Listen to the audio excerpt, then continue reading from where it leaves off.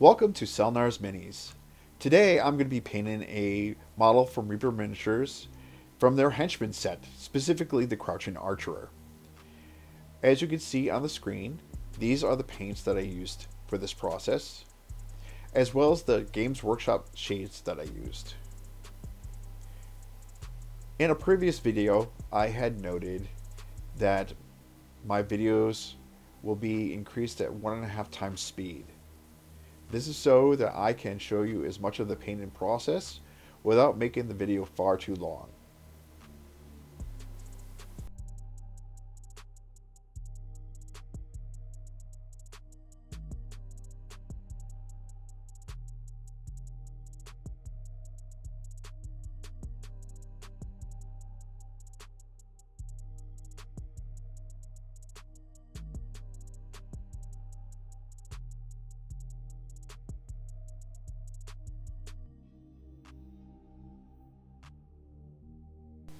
To begin the painting process, I decided to start with all the areas I wanted to be a dark leather color.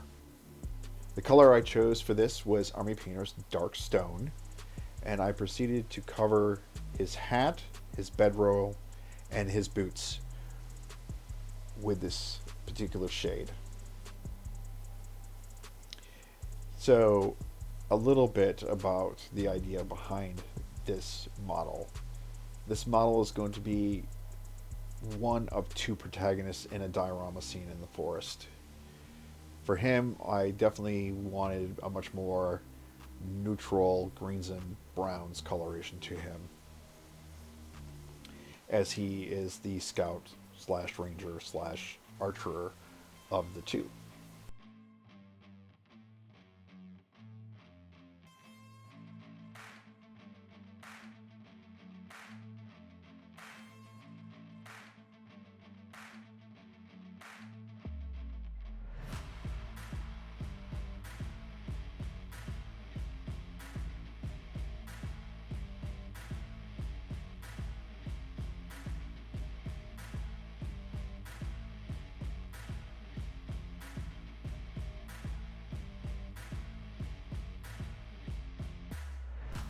After finishing the dark leather areas, I moved on to the model's outer coat. For this, I wanted kind of a mid-green coloration, and Army Painter's Moldy clothes worked great for this. I also started to paint this model's inner tunic with this as well, but stopped because it didn't look very good, and I will go in later and change the color to something else. It was also about this time, while applying the moldy clothes, that I realized that I wanted the belts to contrast well with it. So I went back with the dark stone and applied it to all the belt regions as well.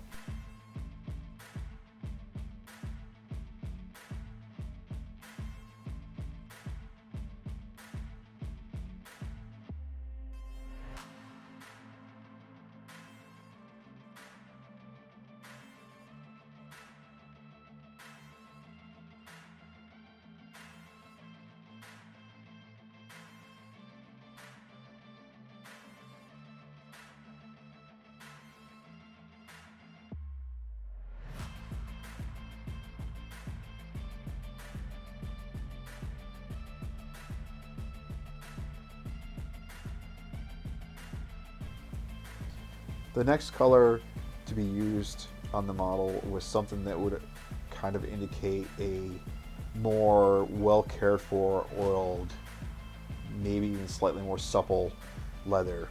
For this, I used a color called Werewolf Fur from Army Painter, and I applied this to various areas on the model. I applied it on the arm bracers, the sword sheath, the quiver, the large pouch on the front of him, as well as the hood around his shoulders. This color was great for kind of differentiating this from the darker leathers and the much lighter leather that I'll be using a little bit later in this video. get so mad, there's no controlling me. My thoughts get so bad, I'm like, I might grab a bat, I don't know. My wrath, my blood boils over like, oh God, here goes. I lost all feeling from my head to my toes. You said some shit that I can't let go, so just stay Once tuned done for with the the rest of leather, the show. I moved on to the inner tunic of the model. For this, I used Army Painter's Dark Angel's Green. This color I felt was much more reflective of what I wanted and contrasted well with the outer coat. Now I'm going to address the elephant in the room, and that is I have not primed this model. Army Painter paints go well on top of Reaper Miniature Bones. They do exactly what Reaper Miniature paints are supposed to do, which is adhere to the Reaper Bones miniatures without priming them. Now I kind of demonstrate this here in a few moments by trying to scratch the paint off the miniature, and I cannot do that. The Dark Angel's Green is a kind of a translucent color, so it does take me several coats to get good coverage. And here we are with that footage of me trying to scratch it off. After finishing the inner tunic, I will move on to painting, I believe, the leather areas, the lighter leather colored areas. And here we are. Yes, I'm using Army Painter's Leather Brown for this. And I'm just going over this pouch, the straps on the quiver, the strips of leather on the sheath of the sword, and the strap that holds the flask to this model's belt.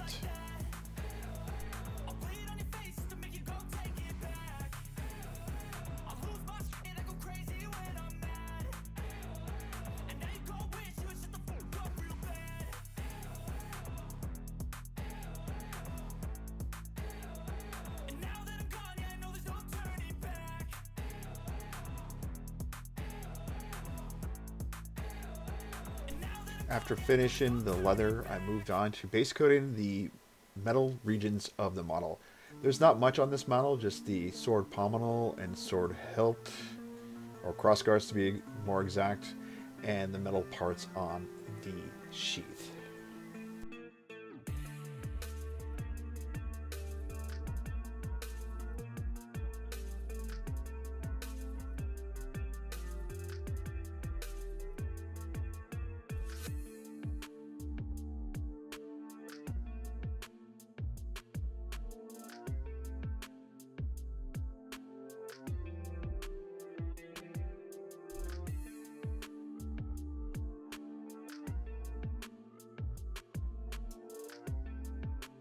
After finishing the metal areas of the model using Necromancer Gray, I switched over to Army Painter's Ash Gray to paint the flask on his side.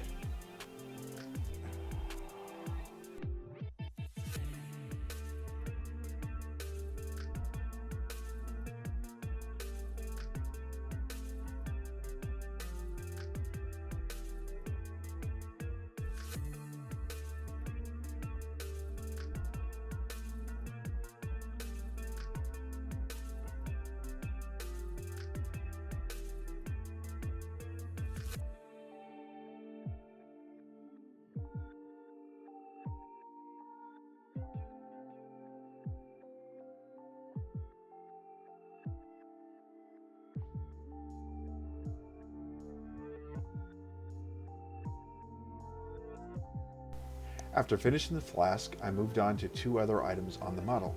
The first was the fletching of the arrows, and the second was the bow. For these I used the same color, which was Banshee Brown. In order to help differentiate the materials, later on I would be using two different shades on these items.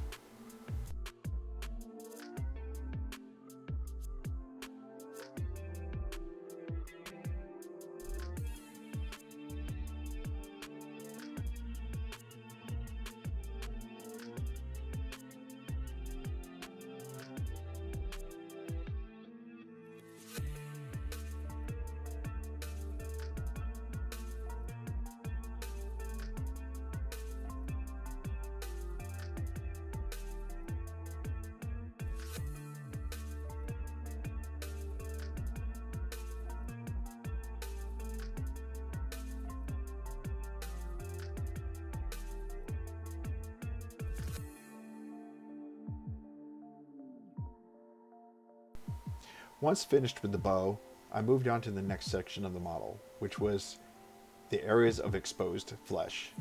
For this, I used Army Painter's tanned flesh.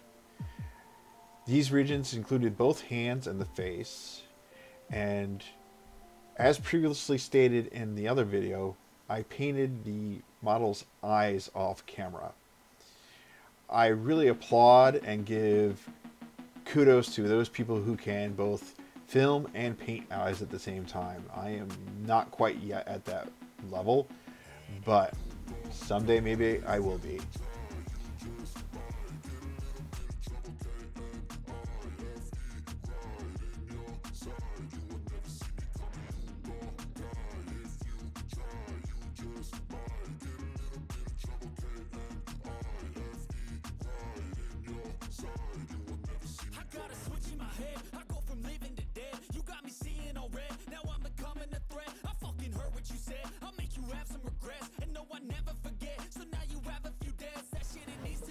And here's a quick spin to see where we're at currently.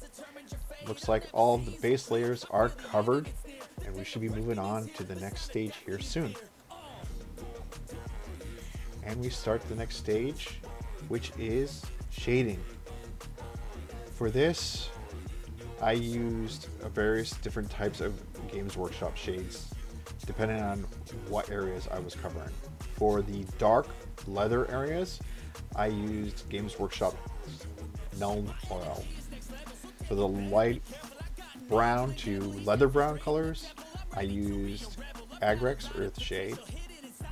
For the outer coat, I used Biel-Tan green. And for the inner tunic, I used Coelia Greenshade.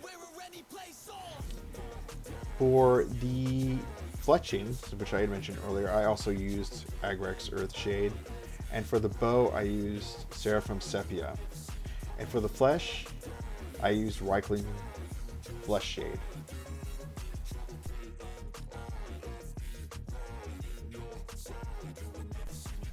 While I'm applying shades to this model, I'd like to talk about the model itself a little bit. The model is supposed to represent a individual known as Darlane. Darlane and his sister are Fae hunters.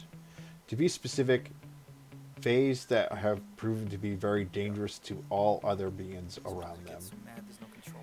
And in this particular diorama I'm making, this is a scene in which Darlane and his sister are hunting down this Fae. And it's a scene in which Darlane is waited patiently while his sister lures the Fae in, with her back towards it, with her familiar watching this Fae as well,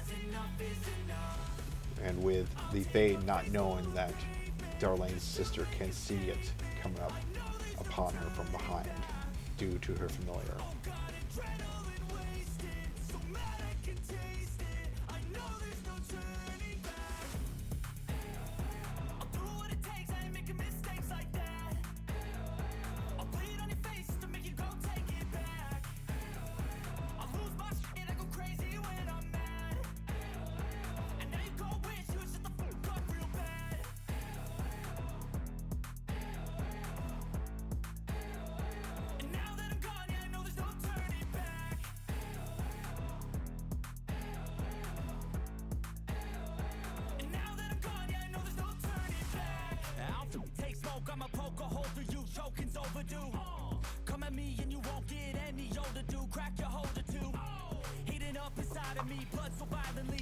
After the shades had dried completely, I moved on to reapply the base colors to the raised areas of the model and the areas in which I thought light would touch the model.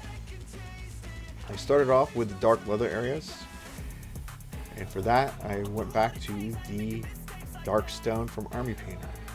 After applying this layer and leaving some regions darkened with the shade, I began to slowly highlight these up by adding oak brown to it. I started off with 2 parts dark stone and 1 part oak brown. After finishing that, I moved on to the next stage, which would be 1 part dark stone and 1 part oak brown. And my final highlight would be 2 parts oak brown to 1 part dark stone to give me my brightest highlights in the dark leather areas.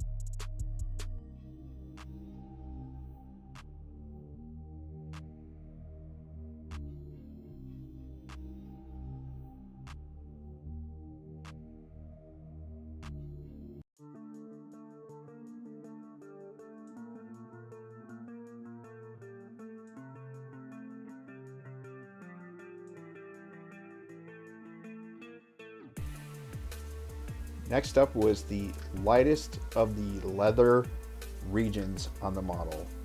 I started off by reapplying the leather brown to the raised areas and then slowly started to highlight those up by adding monster brown in. To start off with, I was 2 parts leather brown to 1 part monster brown, then went to 1 part leather brown to 1 part monster brown. Lightened it even further by going to 1 part leather brown to 2 parts monster brown, and the final highlight was just pure monster brown.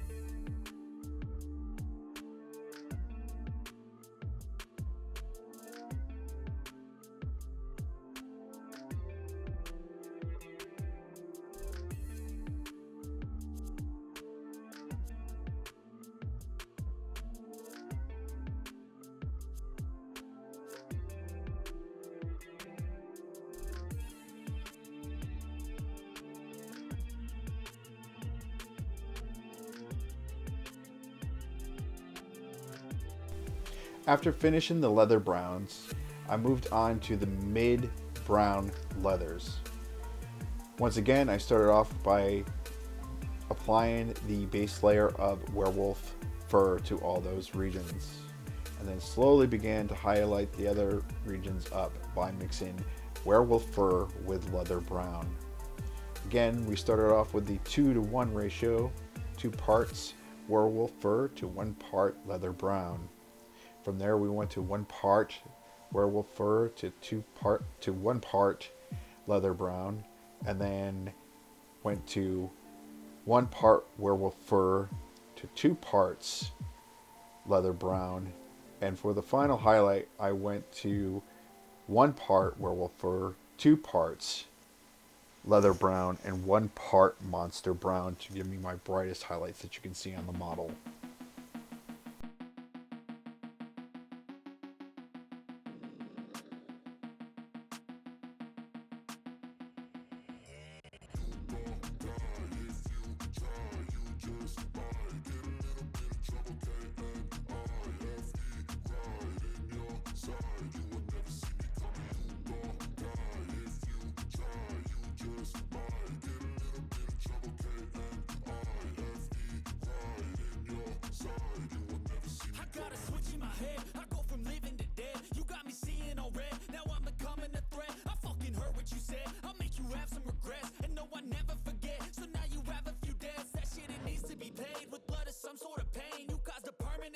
Which has determined your fate. I've never seen so clear. I feel the end and it's near. The day of reckoning's here. The sound of deafening fear. You won't die if you try. You just might get a little bit of trouble. K-N-I-F-E right in your side. You will never see me coming. You won't die if you try. You just might get a little bit of trouble. K-N-I-F-E right in your side. You will never see me. My energy is next level, so damn you better be careful. I got an angel and devil, he stabs me straight in the temple. I'm ready to be a rebel, I've got a lot of potential hidden inside of this vessel. That shit is so exponential. I need a first class ticket to the top, no limit. I don't play no gimmicks, I'ma take you to the clinic. If you want a taste, come at me and you will be replaced. They won't find a trace of you anywhere or any place. You won't die if you try. You just might get a little bit of trouble. K-N-I-F-E right in your side. You will never see me coming. You won't die if you try. You just might get a little bit of trouble.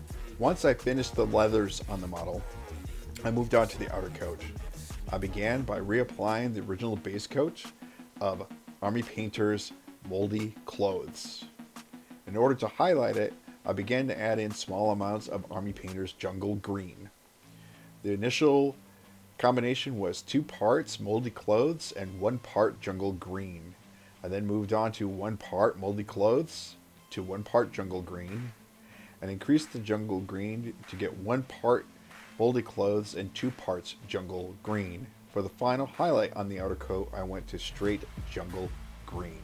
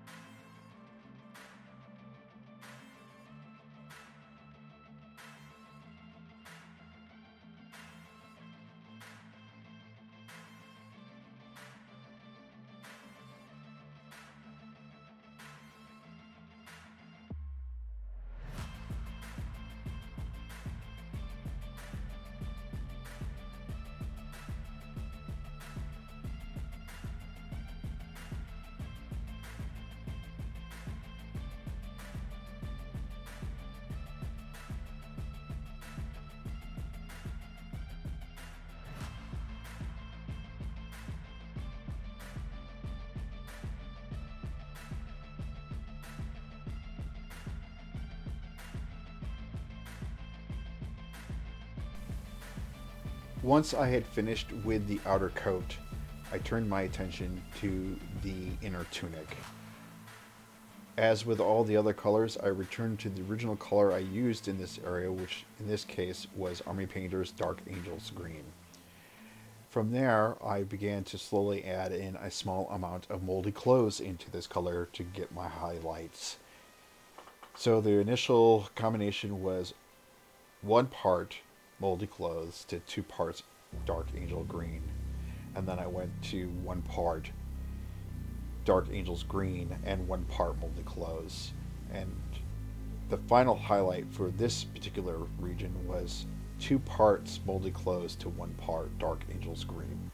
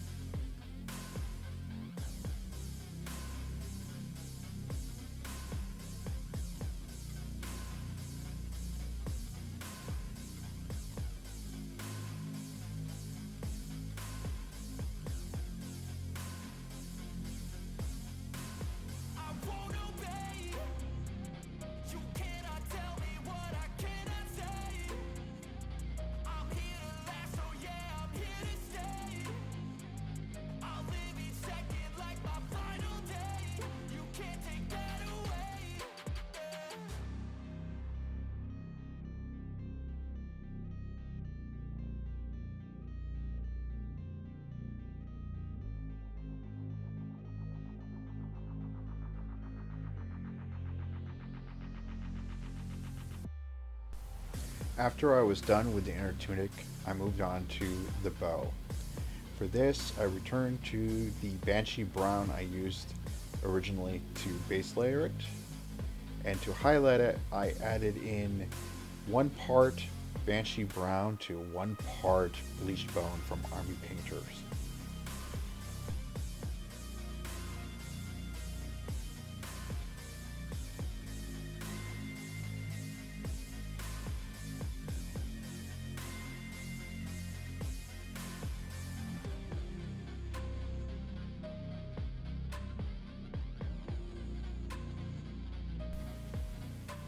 For the fletching of the arrows, I just applied the original base coat of the Banshee brown to the outer edges of the feathers. I then went around to many of the leather regions of the model and started to add in freehand scratches, blemishes, damage to the particular items using a variety of colors. Banshee brown, sometimes even monster brown.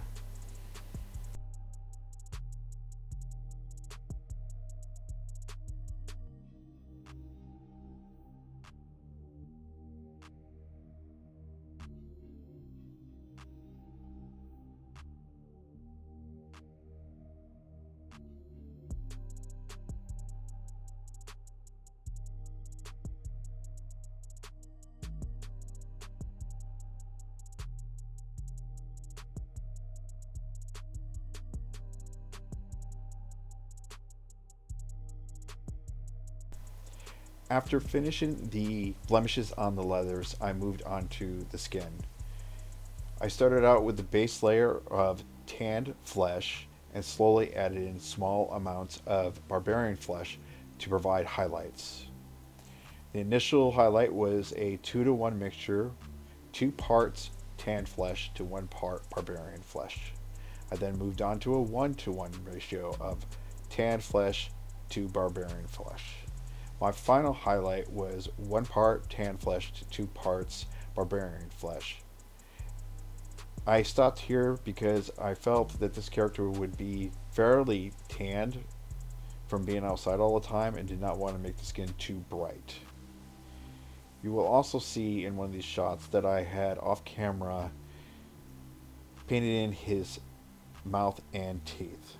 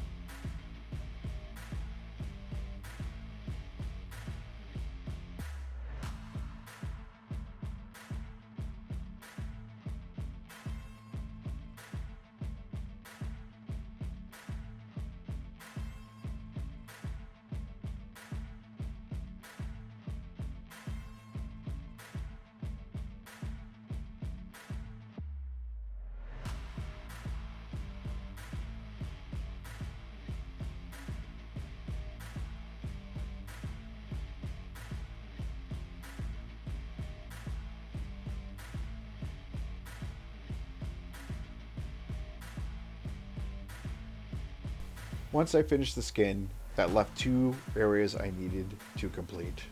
The first was the metallic regions of the model. This included the sword, the sheath, and the belt buckle in the front. In order to get a good dull metallic look, I mixed Necromancer Cloak and gunmetal together in a 1-to-1 ratio. Once I applied that, I moved on to the flask on his side. I reapplied the ash gray to it, and then did a mixture of 1 part ash gray to 1 part Starship exterior, and with one final highlight of 1 part ash gray to 2 parts Starship exterior. Once that was done, I was finished with the model. I really hope you enjoyed this video. I hope that you will like and subscribe, as this will help my channel grow. Part of that growing is, of course, moving on to trying new techniques, but if you guys can let me know what you thought about it, that would be great, and I appreciate you, and we will see you next time.